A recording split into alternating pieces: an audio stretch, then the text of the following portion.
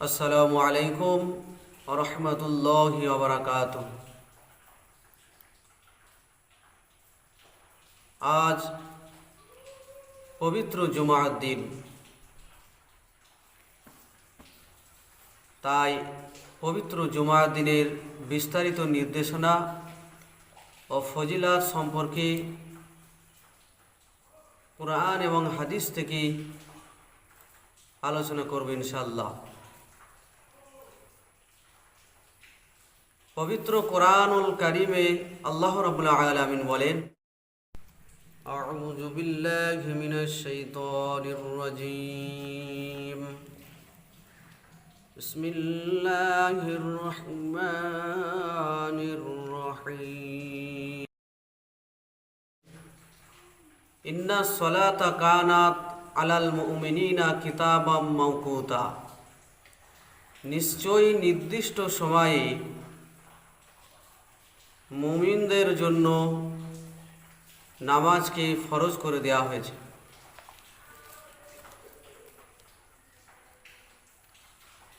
সুতরাং 5 ওয়াক্ত নামাজ যেমন প্রত্যেকটা ঈমানদারের উপরই ফরজে আইন, সাথে সাথে সাপ্তাহিক ঈদের দিন অর্থাৎ জুমার দিন,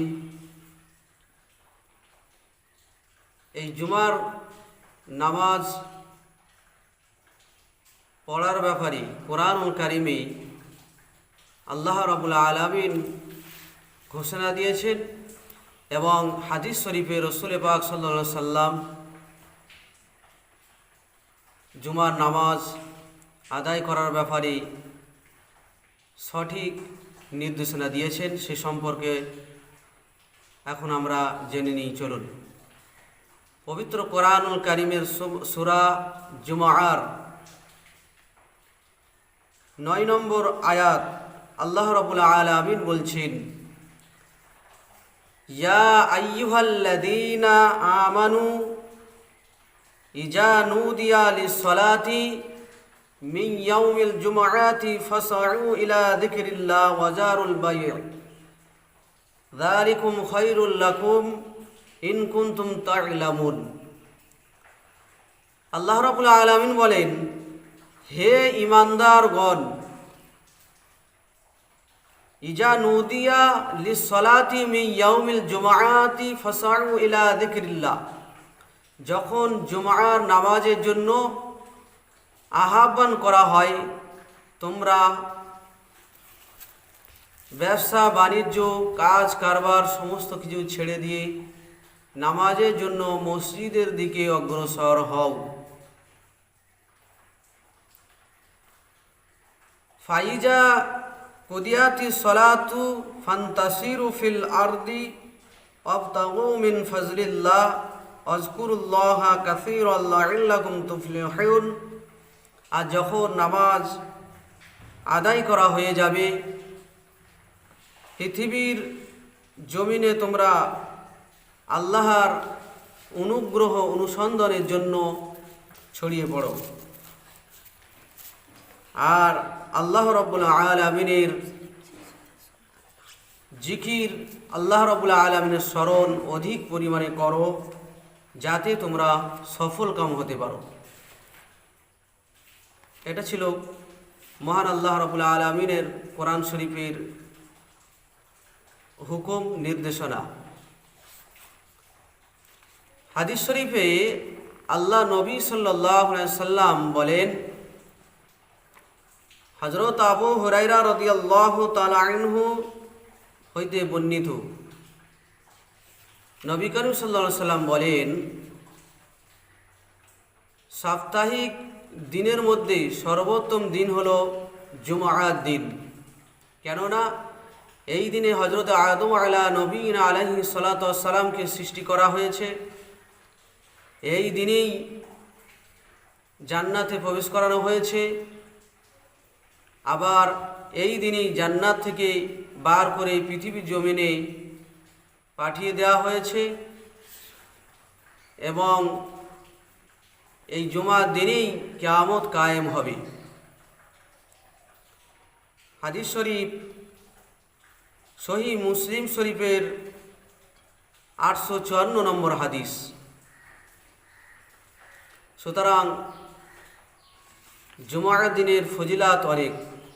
এই জন্যে জুমার দিন আমাদের যেগুলো করণীয় আছে, সুন্নত আমাল আছে, সেগুলো করা এবং জুমার নামাজের জন্যে অবশ্যই আমাদের মসজিদে আসা। 1 নম্বর হলো সুন্নত উত্তম রূপে গোসল করা। হাদিস শরীফ এসছে, হযরত আব্দুল্লাহ ইবনে ওমর রাদিয়াল্লাহু তাআলা আনহু থেকে বর্ণিত, রাসূল পাক সাল্লাল্লাহু আলাইহি সাল্লাম বলেছেন, তোমাদের মধ্যে যে ব্যক্তি জুমার নামাজে যায় সে যেন গোসল করে। সহিহ বুখারী শরীফের 877 নম্বর হাদিস। 2 নম্বর, জুমার দিন সুগন্ধি ও মেসওয়াক করা। হযরত আবু সাঈদ খুদরী রাদিয়াল্লাহু তাআলা আনহু হইতে বর্ণিত, রাসূল পাক সাল্লাল্লাহু আলাইহি সাল্লাম বলেছেন,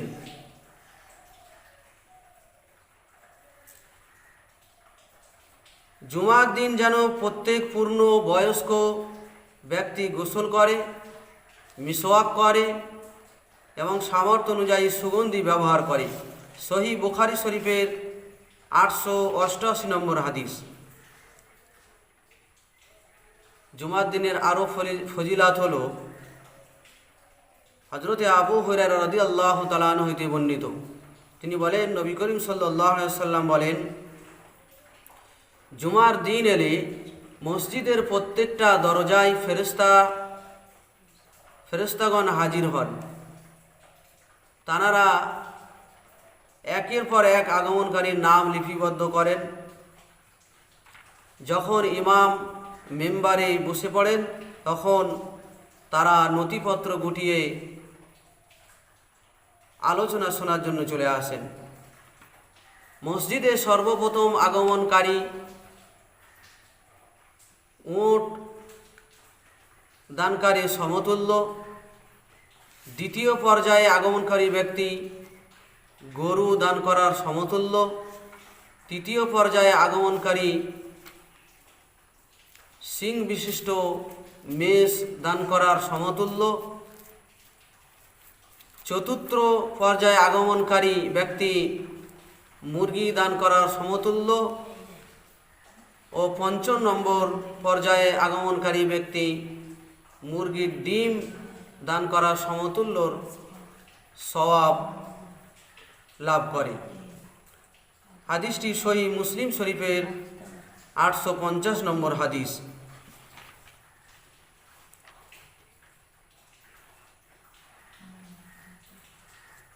এবং আরও সুন্নত হলো,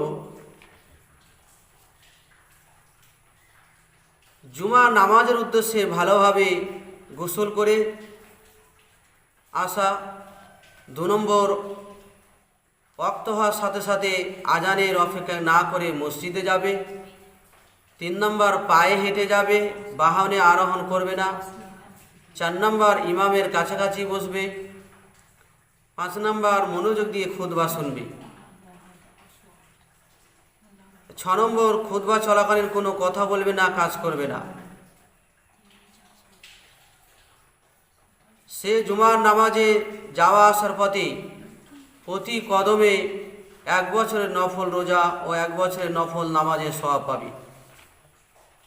জামে তিরমিজি শরীফের 496 নম্বর হাদিস। সুতরাং জুমার নামাজ অত্যন্ত ফজিলাতপূর্ণ নামাজ এবং হাদিস শরীফে এসেছে, জুমার দিন দোয়া কবুলিয়াতের সময় কোনো সাহাবা কেরাম বলছেন যে মেম্বারে ইমাম ওঠা থেকে নামাজ শেষ হওয়ার মধ্যবর্তী সময় দোয়া কবুলিয়াতের সময়। আবার কেউ বলছেন আসরের পর মাগরিবের আগে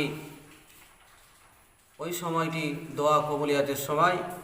এই জন্য আমরা জুমার দিন নামাজ পড়ব, সাথে সাথে এই সময়গুলো লক্ষ্য করে নিজেদের ভালাইয়ের জন্য বিভিন্ন দিকে ব্যাপারে আল্লাহর কাছে দোয়া চাইব।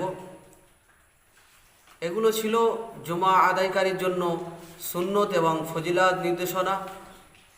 এরপরে একটি কথা, যারা জুমার নামাজ ত্যাগ করে তাদের জন্য সতর্কবাণী। হযরত আব্দুল্লাহ ইবনে ওমর রাদিয়াল্লাহু তাআলা আনহু থেকে বর্ণিত,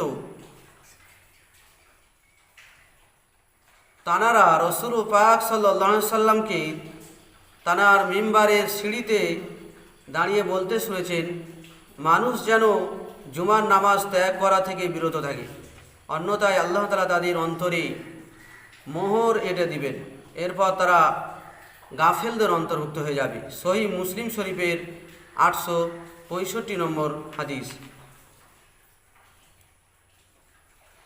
সুতরাং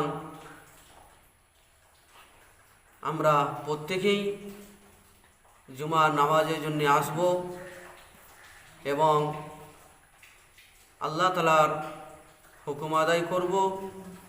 আল্লাহ পাক আমাদের সকলকে দ্বীনের সহি জ্ঞান বুঝ দান করুক, আল্লাহুম্মা আমিন। আল্লাহ আমাদের সকলকে উত্তম হিদায়েত নসিব দান করুক, সকলে বলি আল্লাহুম্মা আমিন। ওয়া আখিরু দাওয়াহুম আনিল হামদুলিল্লাহি রাব্বিল আলামিন।